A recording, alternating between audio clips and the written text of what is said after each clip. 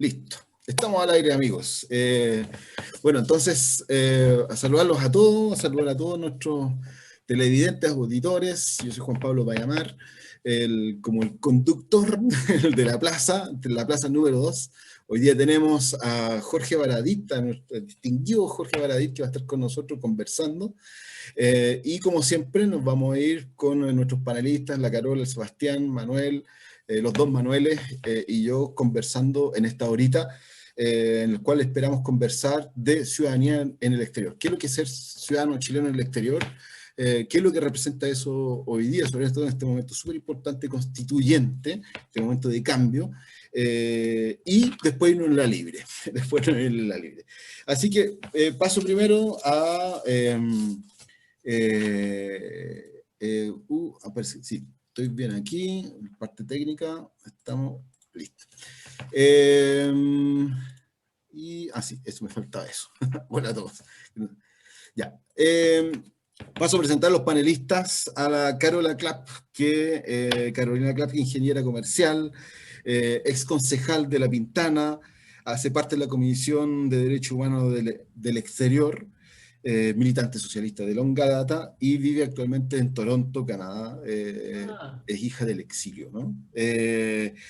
Sebastián Peña, el joven de lente ahí, serio, que se ve muy serio ahí, abogado de la Universidad Alberto Hurtado, máster de la Sorbonne de París, ex dirigente de la Juventud Socialista, rancagüino, y vive actualmente en París.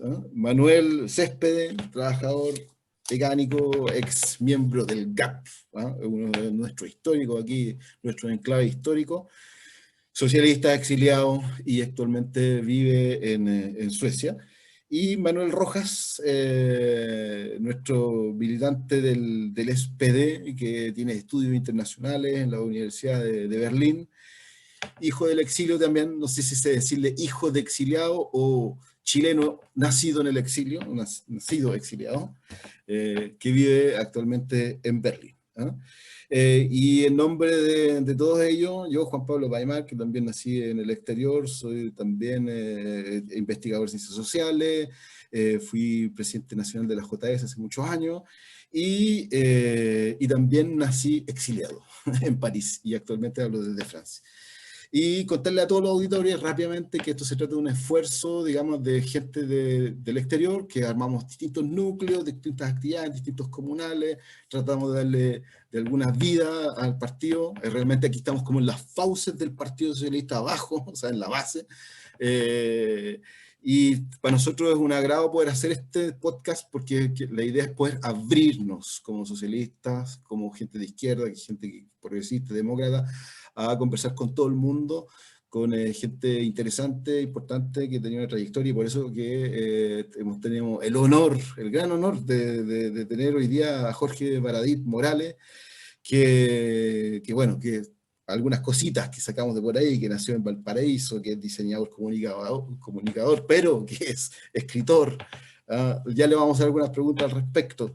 Ha escrito más de 16 libros, yo he leído algunos: Historia Secreta de Chile, Héroe 5, que le ha dado de alguna forma como el gusto a muchos chilenos a leer de nuevo su historia, ¿no? Su propia historia. Candidato a constituyente por el Distrito 10, yo creo que uno de los elementos más importantes por los cuales hoy día decidimos también poder invitarlo. Distrito 10 que está compuesto por La Granja, Macul, Ñuñoa, Providencia, San Joaquín, Santiago, o sea, una ensalada social a la chilena, ¿no? Y también le preguntaríamos por ahí, por algunas cosas, porque hay unas cosas como interesantes que salen en su Wikipedia, que también hacía parte de una banda de rock ahí, de Trato Bestial, que era medio anarquista. Le preguntaremos si eso es verdad o no es verdad. Pero eso, Jorge, gracias por aceptar nuestra invitación. Bienvenido. Tienes tu micrófono, lo tienes apagado. Muchas gracias a ustedes. Bon nuit, Sebastián, Juan Pablo. Good night, Carolina. Good Nacht, Manuel. Good Fel. ¿Se dice así, Manuel, o no? Good Fel. Sí, good night. Good luck, ok. Good night. Good night. De noche. Ya. Y buena noche, qué sé yo, todos los que estén por ahí. Un honor para mí, de verdad, hablarle a los chilenos del extranjero. Lo primero decir que hace 2 meses atrás nació Aarón Baradit, que es mi sobrino, nació en Italia. Él es hijo de mi hermano Diego Baradit, que es italiano, y de mi padre Jorge Baradit, que nació en Valparaíso, pero que durante el año 83, durante la crisis económica de Pinochet, tuvo que ir a trabajar. En esa época se decía, ¿no? Ilegal. Mi papá entró de ilegal a Italia y estuvo trabajando bien tonto, porque él era nieto de italiano, ¿no? Pero y estuvo trabajando como 4 años ahí sin hacer sus trámites de nada. Él se llama Baradit Cuadrito, pero estuvo ahí trabajando en unas estalas en el norte de Felicitaciones Italia. por el sobrino, en todo caso. No, sí, Aarón Baradit, es precioso. Y va a seguir, y sigue el apellido, es bien curioso, porque volvió a la sangre a Italia, ¿no? Partió desde allá a Valparaíso y ahora regresa, ¿no? Así que algo sé de vivir fuera, algo sé de tener familiares afuera y también de la chilenidad, de qué se siente y qué significa ser chileno fuera de Chile, qué significa nacer. Mi hermano hizo su tesis de psicología en la Universidad de Bérgamo sobre mitos mapuche, ¿no? Y él nació en Italia, y él tiene un vínculo muy fuerte con Chile, se siente también de alguna manera chileno. Así que un abrazo, un saludo, y es un honor para mí estar acá. No, gracias a ti, y yo creo que vamos a partir al tiro al grano, digamos, Vamos nomás. por por las preguntas, porque en el fondo, ser chileno en el exterior, bueno, aquí del panel somos varios que nacimos afuera, o otros que la Carola, que te fuiste chiquitita para Canadá, ¿no? Tenía 1 año 6 meses cuando llegué. El Sí. Manuel, que bueno, Manuel Césped, que lo vivió en carne propia, y Sebastián, digamos, que es un poco como la nueva ola de diáspora chilena, digamos. ¿Ah? Entonces, está el tema, digamos, hay más de 1 millón de chilenos en el exterior, y dentro de esa comunidad, no se podría decir que hay una comunidad chilena, pero de esa diáspora chilena, hay muchos hijos de chilenos que podrían, por ejemplo, votar, pero no pueden votar porque la ley dice que tienen que estar avecindado 1 año, es decir, que tienen que haber vivido por lo menos 1 año en Chile. Y eso dentro del contexto que además los chilenos recuperaron el derecho a voto hace muy poco tiempo, solamente para las elecciones nacionales. Y hoy día, claro, uno se siente como un poco como pidiéndole permiso, por ejemplo, a Jorge Baradí de que pueda venir para acá porque lo estamos sacando de una campaña de la cual estamos fuera. No tenemos representantes, no vamos a tener un delegado que represente a los chilenos en el exterior. Entonces, yo creo mi primera pregunta, ¿qué es para ti ser chileno, hacer ciudadanía afuera de Chile? ¿Se puede? ¿Cómo se podría? ¿Qué es lo que piensas tú al respecto? Es bien, uno podría explayarse en cuestiones sociológicas, antropológicas, sobre lo que significa cargar con tu propia cultura o aculturarse, pero la verdad es que es tan simple la respuesta. Yo te escucho a ti, Juan Pablo, escucho a Manuel, escucho a Carolina, todavía no escucho a Sebastián y Manuel, pero ustedes son chilenos, yo los veo, se mueven. Juan Pablo, es sorprendente, tú te mueves, haces unos movimientos de cabeza y yo lo identifico todo, ustedes son chilenos. Entonces, ¿de qué estamos hablando? No, ustedes merecen, mi posición es súper sencilla, el derecho a decidir sobre lo que ocurre en su país. Y incluso también extendiéndolo un poco más allá, ¿no? El movimiento al revés, un migrante también, después de un periodo más corto del que se considera hoy, que 5 años en un caso, 2 años en otro, dependiendo de ciertas características. Ellos también, por supuesto, después de un tiempo, tienen un tiempo bastante menor del que hay hoy día, también derecho a decidir sobre lo que pasa en nuestro país.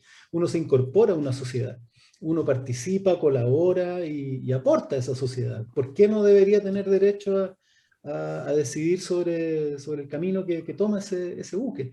Y ustedes son chilenos, tú, Juan Pablo, Sebastián, Carolina, son chilenas y están conversando y están preocupados de lo que pasa en el país.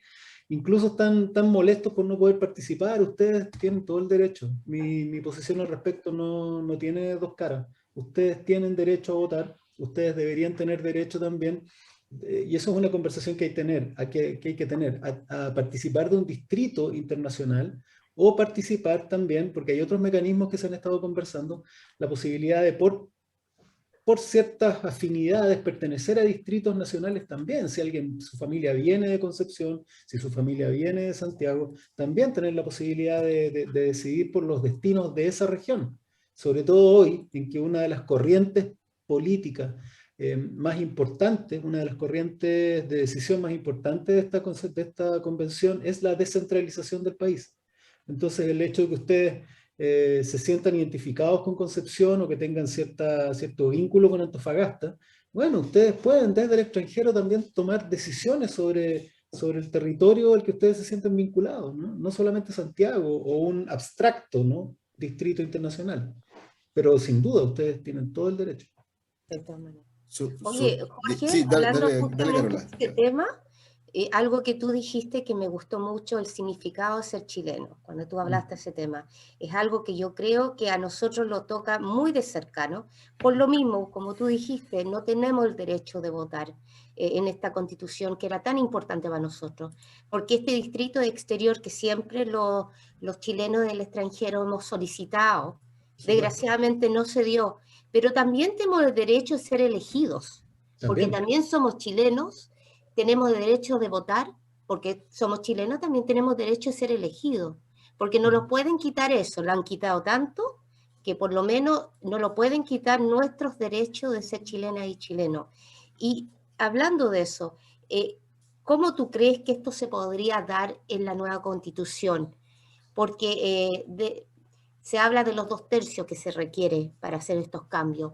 No sé si se podría lograr esto, tengo la esperanza que sí, que hasta los más de derecha pueden reconocer que somos chilenos, espero que sea así, pero se podría dar, porque el otro problema que tuvimos tanto tiempo, por ejemplo, es que no éramos reconocidos como chilenos. Sí, Cuando claro. fue la dictadura, a muchos de la segunda y tercera generación no se le daba la nacionalidad.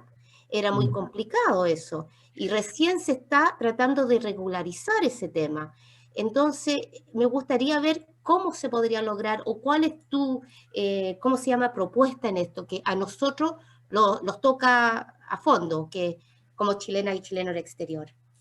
Mira, lo que pasa es que, sí, históricamente a los chilenos en el exterior se les vinculaba con la izquierda, ¿no? Decían, no, tantos chilenos salieron al exilio, que por supuesto que para la derecha chilena no era conveniente incorporarlos en la votación y siempre se opusieron, ¿no?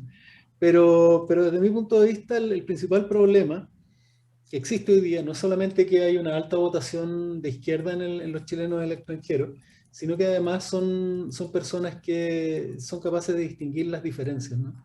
Sea de izquierda, sea de derecha, sea, qué sé yo, no tengas una militancia clara, tú eres capaz de distinguir lo que es un país justo, eres capaz de contrastar las atrocidades que se viven en Chile y los abusos con los que viven, con las personas que viven en países con niveles de desarrollo, digamos, decentes, ni siquiera países desarrollados plenamente. Uno tiene que cruzar la cordillera para encontrarse, solamente cruzar la cordillera para encontrarse con educación gratuita en Argentina, ¿no?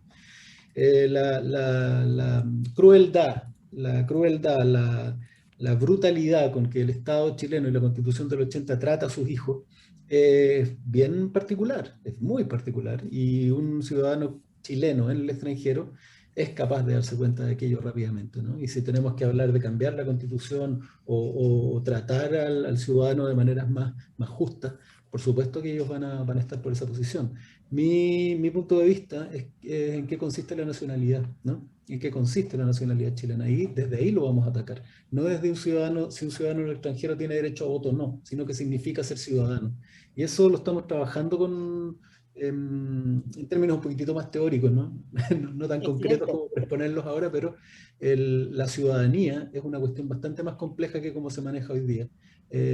Sobre todo en este mundo que está globalizado, un mundo donde va a haber pronto trabajo telemático, sin reconocer fronteras. Hoy día ya el tráfico, el comercio ya no se hace a través de grandes corporaciones y grupos, sino que es persona a persona. Tú puedes comprar, entonces van a cambiar las maneras de tributar, van a cambiar las maneras de hacer política, van a cambiar las maneras de circular de la información, y también va a cambiar el concepto de ciudadanía, pero sin ninguna duda.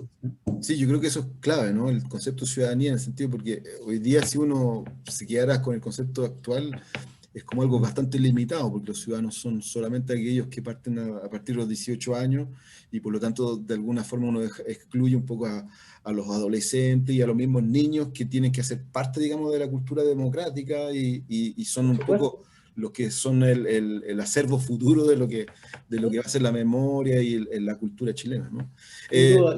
Una última cosa para decir, es muy siglo XX, muy siglo XIX-XX el concepto de ciudadanía que manejamos hoy día, y tenemos que acercarnos a uno un poco más flexible, más líquido, más puesto al nivel de lo que está pasando hoy día en todos los ámbitos de la sociedad. Yo estoy convencido que esa discusión va a ser muy enriquecedora en la convencional, si salgo de permiso. Ahí está. Si salgo electo. Va a salir. Estamos contigo. Manuel Rojas está pidiendo la palabra. Primero quisiera agradecer tu solidaridad en el sentido de que nos reconozca como ser parte de la comunidad, ser parte de la cultura chilena, porque solamente quiero de alguna forma sensibilizarte que acá crece mucha gente con la experiencia de no ser parte, por ejemplo, de la cultura europea o en Australia, Canadá, lo que sea, por ser inmigrante, pero tampoco somos parte de Chile. Exacto. Y eso causa, y ese conflicto de identidad causa, yo creo que una cosa que mucha gente comparte, eso causa malestar, eso causa yo creo, un problema para muchos jóvenes migrantes que viven afuera. Y por eso me gusta mucho lo que tu solidaridad, pero también reconozco mucho lo que tú dices de pensar sobre un concepto de identidad más líquido, más abierto.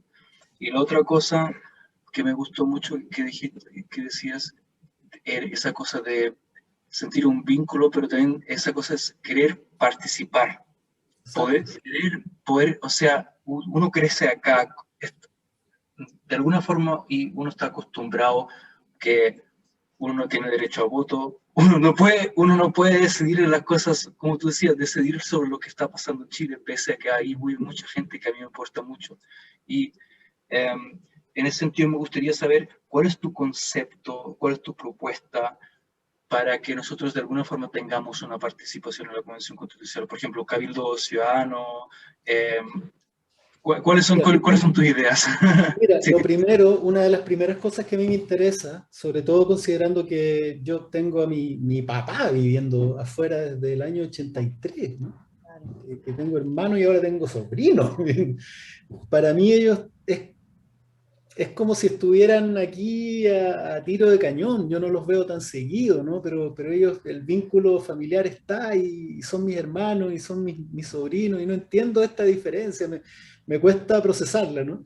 Y lo primero es que a mí me encantaría trabajar para que los chilenos en el extranjero pudieran sentir que ellos que ellos tienen un hogar donde llegar. Eso es lo primero que a mí me interesaría, que ellos supieran que tienen un hogar donde llegar, que si están en un contexto hostil, la embajada se convierte en un lugar donde ellos pueden verse protegidos, un lugar donde ellos pueden sentirse en territorio chileno, y que sepan que hay un país que los va a recibir en el momento en que ellos lo necesiten y con el que mantienen vínculos permanentes. A mí me interesa esa idea, que sientan que tienen un país, un hogar donde llegar. Eso es lo primero que hoy día no se cumple y es fundamental. Los chilenos somos un pueblo que migra, somos un pueblo que se mueve, viaja, es un país de tan pocos habitantes y hay presencia chilena en todos lados, ¿no? En Europa sobre todo, hay países en particular donde hay una colonia de chilenos importante, en Suecia, en Argentina. Claro, en Argentina, en México, muchos chilenos. Entonces, lo más importante primero, para mí por lo menos, es eso, ¿no? Cuando hablamos de ciudadanía, también hablamos de pertenencia, también hablamos de cultura, hablamos de territorio, hablamos de un montón de conceptos que hoy día, en una sociedad tan tecnocrática como la que estamos padeciendo, a veces se olvidan que son conceptos humanistas, ¿no? Son conceptos humanos sobre los cuales se deberían basar nuestras discusiones políticas. Menos datos y más relato. A mí me gusta más hablar así. Con respecto a lo que tú me preguntas, una de las patas de mi campaña, de los conceptos de mi campaña tiene que ver con participación popular. No tenemos una asamblea constituyente como lo hubiéramos esperado, no es la asamblea constituyente que nosotros pensábamos que debía ser, pero es la que tenemos. Entonces, por lo menos desde esta candidatura, vamos a pelear para que se convierta en algo lo más parecido a una asamblea constituyente como la pensábamos. Mi campaña se trató de hacer cabildos y asambleas todo el tiempo. Todo el tiempo. Estábamos en la calle conversando para poder llevar todo eso a la convencional. Después, cuando se esté adentro, vamos a pelear primero para que toda la convención sea absolutamente transparente. Aquí no caben los espacios opacos. Ya hay muchas iniciativas para encontrar espacios de acuerdo, le llaman, ¿no? Espacios de acuerdo, que en el fondo son estos rincones oscuros donde pasan las cosas en las que desconfiamos. Entonces, en estos momentos, la clase política, a la que si yo salgo electo voy a pasar a integrar, ¿no? Finalmente, no está para eso. No está para espacios opacos, no está para falta de transparencia. Así que lo primero, transparencia absoluta. Transparencia digital. Todo disponible en internet, las sesiones, las grabaciones, las actas, todo completamente transparente, las reuniones de todos los convencionales, los encuentros que se realicen, el material bibliográfico que utilicen, todo disponible para el que quisiera entrar. Después, herramientas del convencional para la comunicación, para comunicarse con sus electores. Tiene que tener disponible correo, redes sociales, WhatsApp, todo, teléfono, y tiene que haber un momento, tiene que haber al menos un momento durante la semana, donde el convencional tenga el día reservado para recibir personas, ¿no? Tiene que también recibir instituciones, tiene que haber un espacio destinado para que el colegio de profesores de WIN quiera venir a conversar con su constituyente. Tiene que también haber cabildos locales, comunales. El convencional tiene que ir a la comuna para recibir el escrutinio directo, es decir, oye, a mí no me gustó lo que hiciste porque tú dijiste que ibas a hacer otra cosa. Y además para recibir mandato, oye, esto que se va a votar la próxima semana, nosotros queremos que sea esto lo que tú revises. Porque finalmente uno tiene que ir al servicio de la persona. Si esta convencional la desató el pueblo de Chile, y uno va como un vehículo del pueblo de Chile, no como un iluminado de nada. Y también tiene que buscar que las comisiones, la comisión de educación o la de qué sé yo, la comisión de pensiones, la comisión de minería, sesionen en regiones también. Tienen que moverse por el país, tienen que conocer la realidad de Atacama si vamos a hablar de minería, se tiene que conocer la realidad de Punta Arenas, Magallanes, Coyhaique en casos determinados. Eso tiene que ocurrir. Además, como un gesto de descentralización.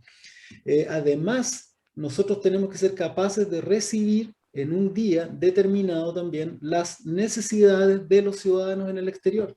En particular con los ciudadanos del exterior también tiene que haber el mismo, o por lo menos, si yo no soy obligado a ello por el reglamento, es parte de mi compromiso, ¿no? Yo tengo que recibir a los chilenos en el exterior, tengo que recoger las iniciativas de fuera y tengo también que ser capaz de responder por ellas. A mí me encantaría que hubiera un país, y cuando me refiero a un país, un país son las personas.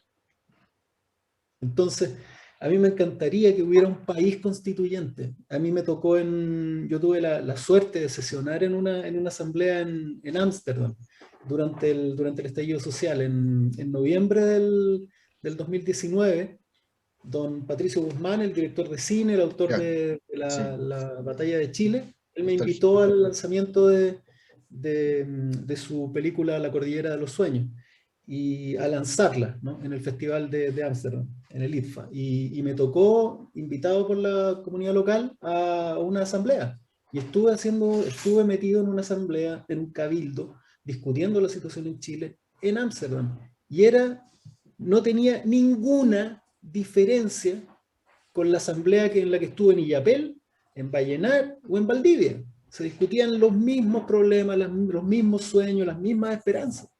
Si son chilenos, ¿de qué estamos hablando, no?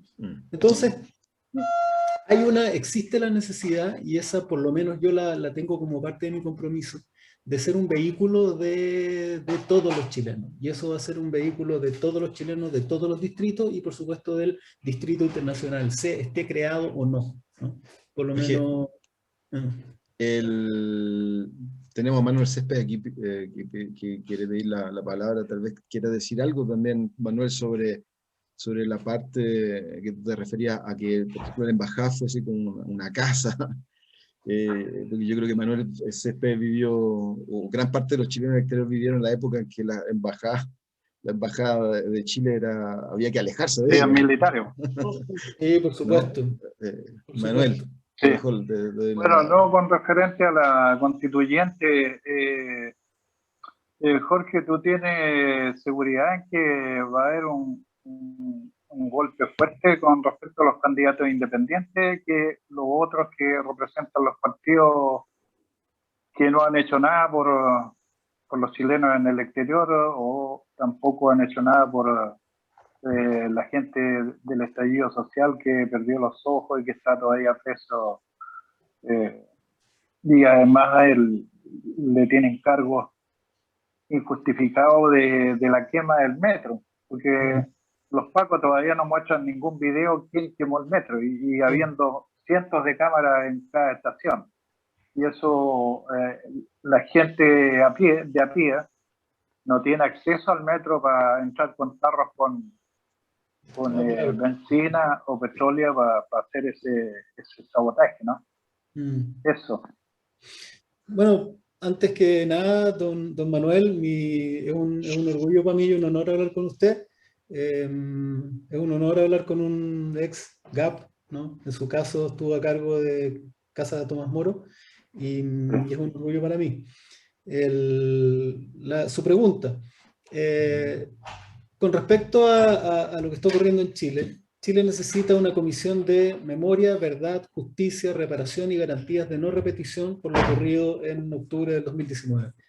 No me cabe ninguna duda. Yo tuve una conversación con Daniel Jadwe y una conversación con Paula Narváez al respecto, y ambos me confirmaron, me aseguraron que ellos van a encabezar una iniciativa en ese sentido, que va no solo a investigar, sino que va a promover el conocimiento de lo ocurrido, que se van a castigar a los responsables y que se va a indemnizar, y se van a hacer garantías, se van a instalar garantías de no repetición.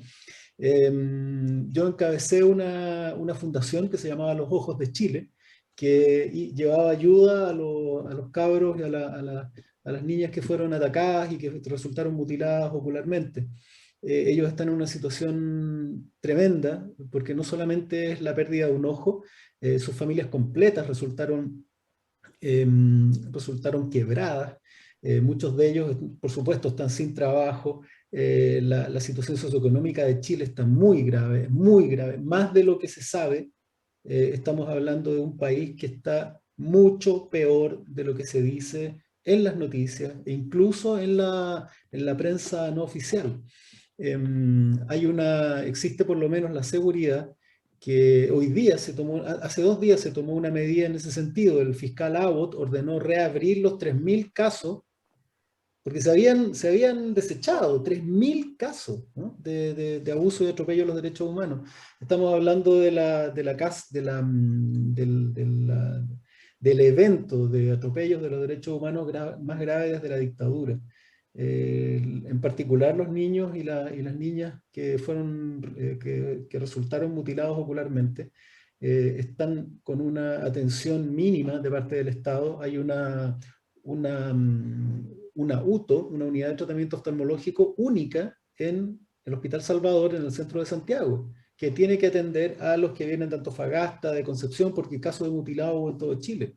Además, el gobierno ordenó reducir los gastos de esa unidad, la unidad Piro, le sacaron profesionales, redujeron los presupuestos, y eso que se trata exclusivamente del tratamiento oftalmológico. Nadie le ha puesto un psicólogo, un psiquiatra para contención psicológica de la familia completa. Estamos hablando de, además, gente que ha sufrido no solo el trauma, el estrés postraumático de lo que ocurrió, no solamente la pérdida de su trabajo, no solamente el enorme shock económico de hacerse cargo de una situación así, sin ayuda del Estado, sino que además amedrentamiento policial. Estamos hablando de personas que reciben visitas de carabineros en sus casas a horarios estúpidos, ¿no? 2 de la mañana, 3 de la mañana, golpean la puerta, la persona sale asustada y le dicen, no, queremos confirmar que ustedes están acá todavía. Y el carabinero se va. Pasan y quedan tocando la sirena y prendiendo las balizas durante minutos frente a las casas de los mutilados. Son personas que hoy día tienen miedo. Son personas que se han demorado meses en salir de sus casas. La situación que se vive es insostenible para ellos. Peor todavía con las condiciones socioeconómicas en las que está el país. Entonces, esto requiere, don Manuel, que terminado este gobierno, como sea, pero que terminado este gobierno, las autoridades inicien un procedimiento, ¿no? Como le digo, de reconocimiento, de indemnización y de tratamiento, sobre todo psicológico de contención. Estas personas están dañadísimas, sin contar, por supuesto, la enorme cantidad de chilenos que fueron golpeados, mujeres que fueron abusadas, fracturas, incluso muertes como las de la industria Kaiser, que hasta el día de hoy no están aclaradas, no se han terminado de investigar, ¿no? Tenemos la esperanza puesta también en la justicia internacional, ¿no? El juez Garzón inició un proceso que desgraciadamente se demora mucho tiempo, pero pensamos que, al igual que en los años 80, la presión en algún momento internacional tiene que surtir algún grado de efecto. Desgraciadamente América Latina está pasando en general por procesos muy violentos. Hoy día le toca a Colombia, en algún momento Ecuador, ¿no?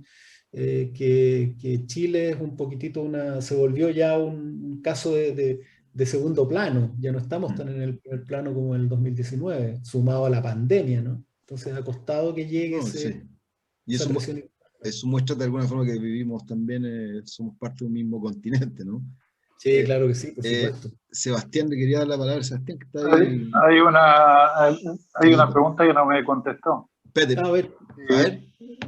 Es corta y precisa, pues, si el barómetro de él en las calles, en Valparaíso y todo eso, hay señal de que los constituyentes independientes den un golpe fuerte hacia los candidatos de partidos políticos. Sí, claro, sí, por supuesto. Y le respondo más cortito. Ahí, la idea es justamente formar una bancada de candidatos independientes. Formar un grupo potente que sea capaz de enfrentar a los grupos de partidos políticos que tienen otra manera de enfrentar este proceso, porque los independientes entendemos que este levantamiento, que esta rebelión no tiene colores partidistas, que es una rebelión que considera a los partidos políticos como parte del problema, ¿no? Entonces, yo creo que sí, que se va a formar un frente de independientes importante. Seba, conecta tu micrófono. ¿Sí? Ahí sí. Okay. Ahí sí. Bueno, Jorge, primero saludarte y agradecerte. Bueno, el relato que haces sobre la situación en Chile obviamente nos hace seguir reflexionando, porque al estar en la distancia, yo estuve en diciembre en Chile y uno puede ver el daño que hay a nivel de sociedad, es decir, se fractura las sociedades cuando hay este tipo de situaciones. Sí, claro.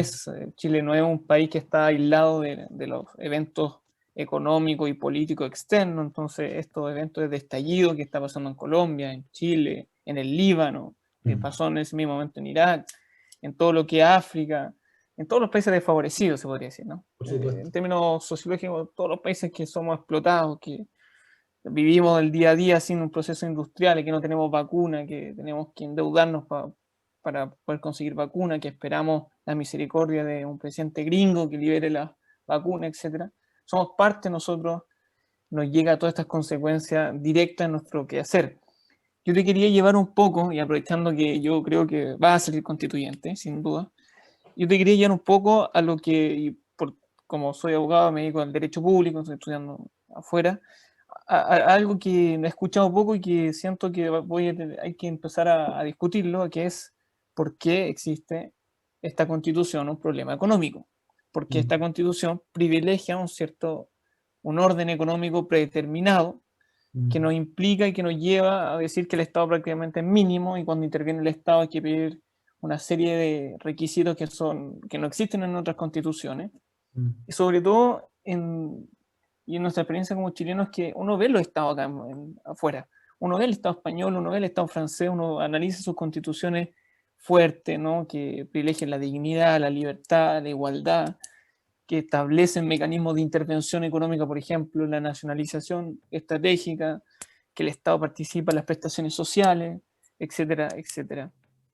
Y dentro de eso que te quiero llevar a este ámbito, de este privilegio por la propiedad privada, porque al final la AFP es la propiedad privada, cómo se distribuye la propiedad privada, y cómo este principio de subsidiariedad invadió nuestra sociedad. Sí, la invadió en el ámbito económico, educativo, o sea, se implora esta constitución económica cuando hablamos de educación, cuando acá en Francia, en la República, dicen que la educación no está fuera del margen económico. Se habla del ámbito económico, de esta constitución económica, cuando hablamos de salud, cuando son prestaciones sociales, que el Estado tiene el control absoluto en otros países, etc. Y así un sinfín más. Estaba leyendo hoy día una sentencia entre una constitución que hablaba sobre el bosque nativo y el principio de subsidiariedad. Bosque nativo, o sea, ya estamos en un nivel, en una atrocidad, ¿cómo se podría decir? En una deformación jurídica hacia una influencia intelectual predeterminada, que es la constitución de Jaime Guzmán, que bien trabaja. Llevándote a ese ámbito, ¿cómo tú planteas, y también porque aquí somos todos parte militantes socialistas, cómo cómo tú podrías plantear esta idea dentro del marco del socialismo democrático, es decir, alianzas que podamos encontrar dentro de este gran marco que puede ir desde el Frente Amplio hasta la democracia cristiana, y encontrar mínimos comunes, como están de moda, ojalá resulten, sí, claro. pero que nos pongamos de acuerdo en esto, que el Estado va a ser clave en el rol de la sociedad, que no nos pase lo que nos pasó, porque el 30 años fueron 30 pesos y al final era porque no había plata el Estado y sigue siendo reducido.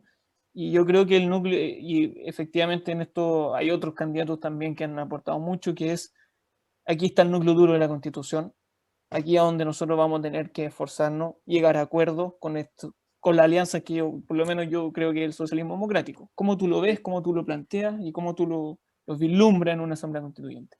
La Constitución de 1980 está diseñada para albergar un modelo económico, ¿no? ¿Cómo llamarlo? Es un cuerpo que está pensado para albergar en su interior y sostener el modelo neoliberal. El modelo neoliberal, como tú bien dices, se instala en Chile como una especie de cosmovisión, no es un paquete neoliberal, no es una iniciativa neoliberal en algún aspecto de la administración del Estado, sino que es completo. Nosotros vemos como distintos países de Europa o de Latinoamérica instalan de pronto iniciativas neoliberales o formas de neoliberalismo en alguna área del desarrollo del país. Bueno, en Chile fue general, ¿no? Es un experimento radical y las personas que hasta el día de hoy lo defienden, la verdad es que son fanáticos, ¿no? Es una forma de fanatismo. Cuando tú tienes un solo punto de vista, eres un fanático. Cuando eres incapaz de, además, cuando eres incapaz de ver otra posibilidad, sino que piensas que esa es la única alternativa, como decía Margaret Thatcher, ¿no? Eres un fanático. Y en Chile las personas que están defendiendo esto son fanáticos, que les impide ver lo nefasto que ha terminado resultando para nuestro país y para las personas esta manera de ver el mundo. porque esto es una manera de ver el mundo, esto es una cosmovisión, es una cultura, no es solamente un modelo económico. Yo siempre lo comento cuando me preguntan por neoliberalismo, yo les digo que esto es de alguna forma, el neoliberalismo de alguna forma es una cosmovisión con un criterio único, ¿no? Esto es un fanatismo religioso radical, ¿no? Que tiene una sola manera de ver el universo, que es la rentabilidad, ¿no? Es un disolvente de valores sociales, porque ya no existe, por ejemplo, en la medicina, no existe el valor de curar, sino que existe la rentabilidad de las clínicas. En el caso de los arquitectos, no existe el deseo de construir una buena casa, sino que existe la rentabilidad de la constructora. En la enseñanza no existe el deseo de enseñar bien, sino que tan rentable se vuelve el colegio. Es como poner ingenieros comerciales, como les dicen acá, en todos los directorios de todas las iglesias, de los regimientos, de los colegios, del sindicato de payasos, todo en Chile está bajo este criterio único. Y es disolvente porque no hay otro criterio viable, solamente la rentabilidad. Deja fuera, por ejemplo, incluso, no estoy exagerando, la amistad, la honestidad, la solidaridad. Hay una enorme cantidad de valores que también pueden estar dentro del mercado y dentro de la industria, que son absolutamente disueltos y no existen nada más allá de la rentabilidad. Este fanatismo fue instalado a sangre y fuego. Ninguna democracia viable del planeta habría elegido la instalación de algo de esta naturaleza, ¿no? Con esta profundidad y esta radicalidad. Solo una dictadura, teniendo un país amarrado a pies y manos, podría haber podido hacerlo. No me explico que un candidato a la presidencia, ¿no?, se hubiera presentado frente a todo el país y le hubiera dicho: yo propongo que solamente las personas que tienen dinero puedan acceder a buena educación, y los que no tienen buena educación, buen dinero, no van a poder educar bien a sus hijos. No se imagina una democracia que hubiera elegido a un tipo prometiendo eso, ¿no? Había que instalarlo en una dictadura. Y desgraciadamente con la ayuda, primero con la permanencia de Pinochet, y después con el acomodo de la clase política, esto se mantuvo, ¿no? Se mantuvo, se perpetuó, y la crisis que hay hoy día en Chile tiene mucho que ver con esa forma, con el rechazo de una sociedad completa a una cosmovisión que ni siquiera se parecen a ellos mismos. Porque yo pensaba, cuando fui a Ámsterdam del 2019, yo pensaba, mira qué increíble esta sociedad, que siendo una sociedad con un cierto individualismo, ¿no?, en su forma cultural, no tiene ningún problema en convivir. Y uno decía, sí, pues hay sociedades donde sociedades sobre todo basadas, o que tienen basal el protestantismo, o qué sé yo, no tienen drama con el individualismo, con la individualidad. Pero en Chile no somos así, pues. Los chilenos somos gregarios, nos encanta la comunidad, somos de familias amplias, nos encanta pertenecer a grupos, tenemos relación con nuestro barrio, con nuestros vecinos, somos una cultura que es de comunidad, es de colaboración. Incluso nuestros pueblos originarios, ¿no?, basaban no tenían grandes vínculos comerciales, porque lo que hacían era intercambiar trabajo. Las culturas originarias de pueblos chilenos trabajaban para el otro, y el otro después trabajaba para ti. Y todas esas cosas que en otros países eran materia de comercio, como los huevos, las gallinas, el saco de harina o la plata, todo eso se regalaba. Y se regalaba la comida. Por ejemplo, en una minga. La minga en Chiloé puede ser de cualquier cosa, no es necesariamente trasladar una casa. Un año, un viento me botó todas las tejas. Yo podría ir a comprar tejas o intercambiar tejas por sacos de harina, y a intercambiar trabajo y pagarles con plata o con papa. Sin embargo, todos esos medios de intercambio en el sur de Chile se guardan, no se utilizan. La gente viene a trabajar para ti, y todos vienen a trabajar para ti, y esos bienes se utilizan para el festín, para la hospitalidad, y la minga termina con una gran fiesta donde finalmente te gastáis los huevos, las gallinas, las papas, pero es un regalo. ¿Y por qué tú lo haces así? Porque sabes que el año siguiente a alguien se le va a caer el granero y tú vas a ir a trabajar para él. Entonces lo que se intercambia es trabajo, no bienes. Sí. Ese es lo natural. En Chile también ocurre algo muy, muy característico.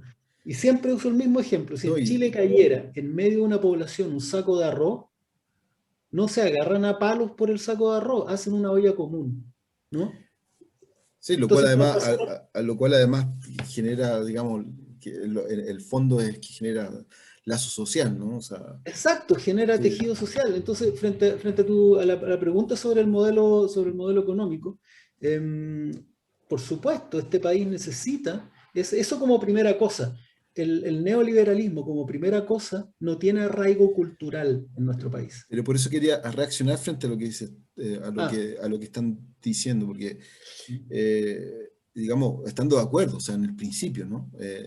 Pero al parecer como que hay un ambiente de todas formas, o sea, no sé si es porque la cultura del neoliberalismo, es decir, de la competencia, de chicos, tú tienes que ser mejor que el otro, está tan claro. arraigada, pero que hoy día, bueno, por distintos factores, porque se ha dicho que es el derrumbe de las instituciones, qué sé yo, eh, hoy día hay un problema para conversar, para dialogar, ¿no? O Claro. sea, es decir, y yo me cuelgo ahí un poco de lo que decía Manuel sobre la pregunta que decía Manuel Césped sobre los independientes, ¿no? Es decir, me hago un poco la pregunta, ¿cómo es para ti, digamos, tú que eres un independiente, sumarte, por ejemplo, a la lista de un partido siendo independiente? ¿Cómo va a ser tu relación con un partido que además yo siendo socialista de toda la vida, digamos, pero que un partido que está profundamente cuestionado, ¿no? O sea, Profundamente desprestigiado. desprestigiado, hay muchos Sí, claro. elementos que podríamos sacar a colación aquí, pero que, digamos, uno se pregunta, bueno, sí, tal vez, claro, para los independientes debe sonar coherente decir, bueno, vamos a armar una bancada de independientes, entonces, pero digamos, el día después, como se dice, ¿no? ¿Cómo se conversa con el resto?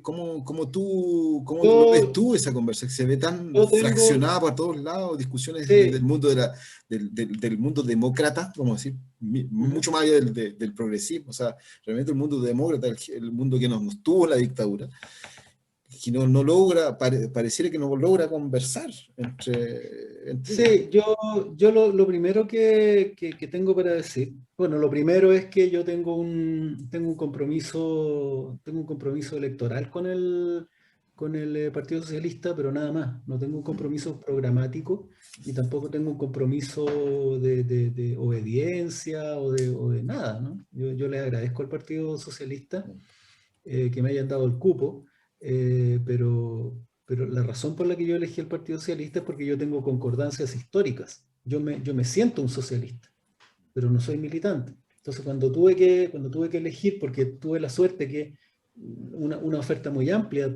para integrarme a partidos, desde el PC hasta el PPD, tuve el ofrecimiento y me sentí muy, muy halagado por aquello. Y yo elegí el PS porque es el lugar donde yo me sentiría cómodo. Es un espacio que se parece a mí. Yo además soy allendista. Mi socialismo, las concordancias históricas y mi ideario es socialista. Yo quiero una sociedad socialista. Yo creo que lo que necesita el mundo, lo que necesita la humanidad, es un gobierno socialista democrático. No puede ser que lleguemos solamente hasta el liberalismo económico como una garantía de libertad. No, tenemos que llegar además a la administración a la administración de lo económico, ¿no? De manera de asegurar una mejor sociedad para todos, no para algunos nomás. Yo creo en que el deber de una persona de izquierda es buscar más allá de la ley de la jungla, del capitalismo. Esto de el más fuerte, el más rápido, el más poderoso, el que tiene más plata, el que tiene más conexiones, esta ley de la jungla finalmente, es eso. es de cuando éramos animales. ¿Por qué continuar con esto si somos seres humanos? Nosotros abrimos un espacio para construir una sociedad que fuera mejor para todos, no solo para algunos, no solo para los más fuertes. Una sociedad, una sociedad donde el mérito o la fuerza o la competencia brillan, no es una sociedad democrática, porque eso separa, de inmediato separa unos y otros, dice que hay mejores y peores, y eso no es democracia. Yo me juego un militante o un pensador de izquierda una persona de izquierda, por lo que pelea es por una mejor sociedad para todos, no solo para algunos, y tiene que pelear, buscar la manera en que eso se concrete una y otra y otra y otra y otra vez en su vida. No puede abandonar el sueño de una sociedad mejor para todos, no solo para algunos. Entonces, ahí yo no, en ese sentido tampoco me pierdo. Yo me voy a unir con todas las personas que estén buscando eso, sean del partido que sean de la... Ahora, ¿cómo va a ocurrir? Yo creo que la gran frase que nosotros vamos a estar escuchando de ahora en adelante es la que mencionó Sebastián, la frase mínimos comunes. Acá en Chile hay un desprecio por lo que está haciendo, por ejemplo, Jasna Proboste con el presidente Piñera, porque dicen que en el fondo estos mínimos comunes son parecidos en la medida de lo posible de Elwin. Y claro, yo creo que eso es leer un poquitito la política en términos antiguos. Antes existían estas grandes catedrales que eran el Partido Comunista, el Partido Socialista, los partidos de derecha, que acumulaban en su interior enormes masas de personas más o menos, que pensaban más o menos de manera homogénea, similar. Hoy día esas catedrales ya cada vez están más vacías, y lo que hay son grupos de personas bastante más pequeños que gracias a la tecnología son capaces de encontrarse desde lugares muy dispersos, muy lejanos, encontrarse y formar grupos de pensamiento más bien específicos, ¿no? Y se está llenando de estos grupos que defienden causas específicas, pero que tienen modelos de sociedad similares. Entonces, la manera, y creo yo que ese fue el error que se cometió en la oposición, y una de las razones por las cuales no se fue en lista única, es que el Partido Comunista y el PC y otros presentaron sus enormes relatos y los echaron a chocar entre sí, ¿no? En vez de buscar en qué se parecían, ¿no? E ir juntos en un pacto electoral y después adentro echar a pelear las diferencias. Pero no se equivocaron al no acordar esos mínimos comunes. Es decir, por ejemplo, ¿tú quieres derechos sociales garantizados? Sí, perfecto. Listo, check. ¿Tú quieres fin del Estado subsidiario? Bacán, listo. ¿Tú quieres fin del aborto? No, bueno, dejémoslo ahí, discutámoslo adentro. ¿Tú quieres esto? Y armar una base de mínimos comunes y haber ido en pacto electoral. Todas esas diferencias, aborto, que las ballenas, que el aire, no, que LGBTIQ, no Q más, Q5, todo eso verlo adentro, pero haber entrado para formar unos 2/3 potentes, en vez de ahora que no vamos a tener los 2/3. Para ti te dijo más que del socialismo. Sí, Pero, No hay- a ver, claro, ¿quién quiere para meterse? polemizar un poco, ¿no? Dale, Ah, Seba, ya hacer está ahí lanzado. se va. Seba. Se Ah, nos fue. Dale, Carola, ya lo que pasa perdió es Seba. Oye, Jorge, me encantó tu análisis y realmente es algo que yo creo que a todos queremos. En el Partido Socialista, yo creo que todos los militantes quieren eso, una sociedad socialista. Lo que a mí me da un poquito de susto es que si nosotros como partido y nosotros como oposición, el pueblo lo está solicitando, lo está pidiendo a grito que nos pongamos de acuerdo. No hay espacio de equivocarnos. No podemos equivocarnos otra vez. Ya lo equivocamos 30 años y no los podemos equivocar. Esta equivocación de irse en tantas listas con la constituyente lo va a costar y lo va a costar caro, porque era nuestra oportunidad de justamente hacer una constitución democrática. Que esta constitución, todos sabemos que era la constitución de la dictadura, pero el tema es que lo farreamos esa posibilidad. Entonces, viendo desde afuera y viendo todas las noticias, ¿tú crees que en las condiciones que está ahora Chile, las condiciones que están desgraciadamente los partidos políticos tan mal vistos, ¿tú crees que tenemos la posibilidad de llegar a un acuerdo como oposición? Porque realmente yo no quiero una repetición de este gobierno nefasto de Piñera, de la derecha, con todos los abusos que se hablaron antes, estos abusos contra los derechos humanos que realmente son imperdonables.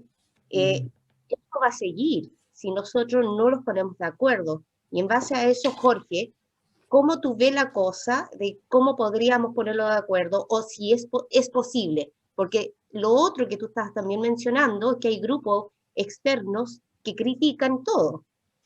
Critican, tratan en vez de sumar, en vez de construir, destruyen. Y eso es lo que tenemos que tratar de manejar. Y eso me gustaría que tú podrías hablar. Antes de que responda, Jorge, una pregunta. Dentro de 5 minutos, 10 minutos más se cumple 1 hora. ¿Cómo estás tú de tiempo? Porque yo sé que estás como en una agenda bien cargada. La verdad es que yo tendría que salir ahora porque me están esperando en una radio a las 5. Entonces, terminamos con estos 10 minutos, o sea, nos quedan 10 minutos, aprovechenlo pero bien. No, a las 5. Yo me tendría que salir ahora. Pero voy a responderle la pregunta a Carolina. Yo solamente complementar. Espérate, no, Sebastián. Pásale a Manuel, porque Manuel Rojas, porque tú perdiste la... No, se me va. Dale, no, Manuel Rojas, no rápido, conciso. Mi idea, prefiero que responda a la pregunta de la Caro y ya. Después. Dale, Jorge, miren, y ahí cerramos. Miren, hay una analogía que yo utilizo, ¿no? Que es cuando sale un jugador de un partido de fútbol, por ejemplo, sale transpirado, ganaron 3-2 y sale pero destruido, y el periodista le dice, oiga, pero le metieron 2 goles, y el tipo, pero ganamos, sí, pero le metieron 2 goles, y uno dice, y el tipo le responde, no jugamos solos, no estamos jugando contra nadie, ¿no? La derecha juega y es poderosa y nos ha ido cortando pedacitos en el sueño completo que nosotros teníamos. El 15 de noviembre nos cortó un pedacito, nos instalaron los 2 tercios, han achicado, van juntos, nosotros no estamos jugando solos. El enemigo que existe al otro lado es extremadamente poderoso.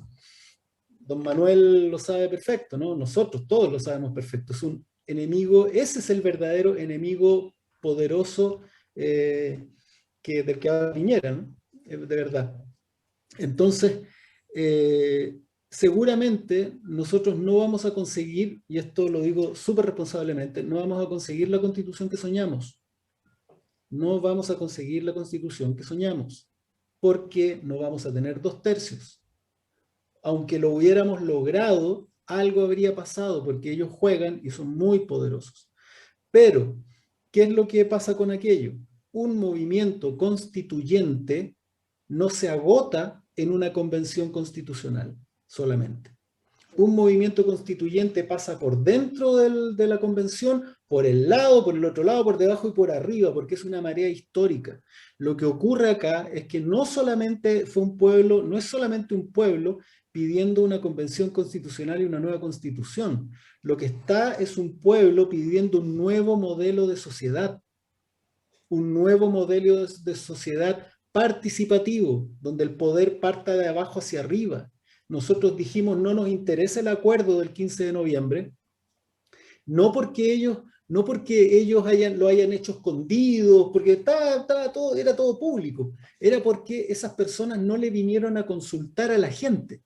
Hoy día las personas en nuestro país ya no toleran la representatividad, quieren mecanismos de participación directa, de democracia directa, que hoy día tecnológicamente se puede, existen los mecanismos para que ello ocurra, y este movimiento constituyente ya es un pueblo empoderado, no un pueblo masa, es un pueblo empoderado con una enorme cantidad de identidades diferentes que exigen cuestiones específicas diferentes y que le exigen a sus autoridades que los escuchen y los consideren al momento de tomar sus decisiones. Es un pueblo hijo, yo soy hijo de minero del salitre. Ya no soy el don Daniel Morales Santos Massa, yo soy un Morales Santos. Yo soy una persona con una formación intelectual, un hijo de obrero con formación política, un nieto de obrero con herramientas para participar en la transformación de su país. Es decir, los patipelados se les metieron en la moneda, los patipelados se les metieron en la Convención Constitucional. Entonces, este país no va a volver a ser el mismo, aunque no logremos todos en la Convención Constitucional. Después van a haber leyes que empujar, después van a haber organizaciones que se van a crear. Va a ser todo un país el que va a estar empujando una nueva sociedad. Eso es lo que hay que entender cuando a veces uno se bajonea, que pucha, que no vamos a conseguir los 2/3, que vamos separados. Esto es un cambio epocal, es un cambio de época lo que está ocurriendo. Y fíjate tú, aunque esta convención constitucional y esta elección no fueran todo lo que nosotros hubiéramos querido, el pueblo de Chile nunca ha tenido todo lo que ha querido, el pueblo de Chile nunca ha tenido nada en bandeja. El pueblo de Chile ha tenido que morder el polvo, ser asesinado y entregar su sangre para conseguir cambios. Entonces esta no puede ser una ocasión en que nosotros actuemos diferente. Tenemos que estar ahí hasta el último día peleando, hasta el último espacio, hasta el último centímetro, para conseguir lo que el pueblo de Chile necesita. Aunque no sea todo, bueno, tenemos paciencia. Hemos tenido 100 años de paciencia, hemos tenido 47 años de paciencia desde el golpe. Vamos a seguir peleando porque esto es generacional. Esto no es para nosotros, esto es para el Chile del futuro. Jorge, Gracias, Jorge. muchas gracias por tu... Muchas gracias, Jorge. por haber aceptado nuestra invitación. La verdad es que solamente palabras de despedida, solamente para decirte que yo creo que estamos totalmente representados por lo que tú dices, porque siendo parte de un partido, incluso es muy difícil invitar a nuestros propios compañeros a conversar con nosotros, porque hay una cultura dirigencial que está desconexa de la facilidad, de la cercanía que tú has demostrado hoy día aquí. Una última cosa, ustedes son mis hermanos y son mis compañeros, ustedes van a tenerme disponible, aunque ustedes no tengan voto ni tengan peso específico político en esta cuestión, para mí sí lo van a tener. Entonces aquí tienen un vehículo para lo que ustedes necesiten. Yo soy su compañero, así que cuenten conmigo. Muchas gracias. Es recíproco y contarte que no somos pocos los que estamos haciendo este trabajo que es abajo, ¿no? Manuel, Eso solamente para que Manuel se quiere despedir, a ver. Ya. Una foto antes. Una foto, ya. Sácala tú. Manuel, Ya. roja. Perfecto. ¿Ya? Un abrazo grande. Me tengo que retirar ahora. Chao, Jorge, muchas gracias. Jorge, muchas gracias. Y a todos nuestros televidentes que nos están viendo en este momento, muchas gracias por participar y vernos en la plaza. Este fue nuestra emisión número 2. Esperamos pronto hacer el tercero, tal vez seguramente post elecciones.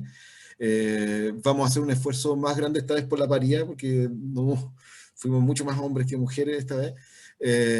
Pero a todos decirles que seguimos en la lucha, con ganas de conversar con todo el mundo, con gente de todos los partidos, de todas las procedencias, de todos los movimientos sociales.